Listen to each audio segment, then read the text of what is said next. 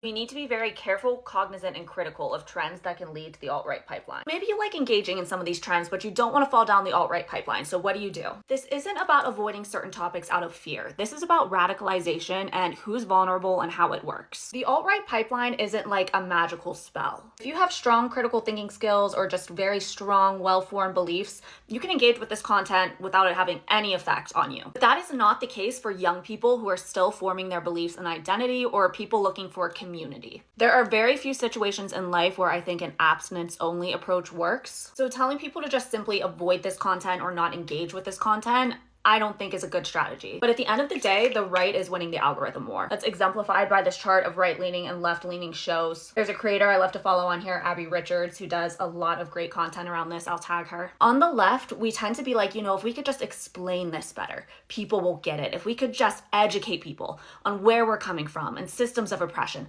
they'll have to get it. And it's not working, because guess what? The right isn't winning because they're right. They're winning just by being everywhere and preying on people's emotions and, like, dare I say, even being kind of like relatable. The left is out here educating about policy. The right is getting on a 2-hour podcast to talk about UFC. Or they're infiltrating these spaces, clean beauty, homesteading, spirituality, growing your own food, and they are taking over the narrative. People also want community. I argued in another video that young people are trending towards the alt-right because they want community, whereas older people and boomers are trending towards the alt-right because of fear. And here's the thing, a lot of young men get pulled into the alt-right because the alt-right does promise young men power, privilege, influence, etc. But I get so upset seeing young women turn to conservative ideology or the alt-right, because the alt-right will give you nothing. As a woman, nothing. But they fall down this pipeline thinking that the alt-right and falling into traditional gender norms will give them more of a sense of purpose and like relieve their burnout, and